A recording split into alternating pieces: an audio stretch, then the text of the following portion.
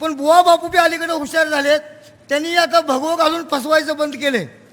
भगवं घालून विभूती लावून फसवणारे बुवा कमी झाले आणि सुटाबुटातले बुवा वाढले. ते आता येतात आणि घरच पाडायला सांगतात. शिकले सवरलेली माणसं या बोगस आभास निर्माण करणाऱ्या वास्तुशास्त्राच्या नादी लागली. बांधलेली घरं पाड, इकडं खिडकी तिकडं कर, इकडचा दरवाजा तिकडं कर, अशी शिकल्या सवरलेल्या माणसामध्ये ही अंधश्रद्धा आलेली आहे. पुढे जाऊन त्यांनी काही आभासी विज्ञानही पुढे आणले. आता विद्यार्थ्यांची स्मरणशक्ती तीव्र करण्यासाठी काही सुटाबुटातले बुवा आलेत, ते करायला लागलेत. कुंडलिनी जागृत करणारे काही जण आलेत.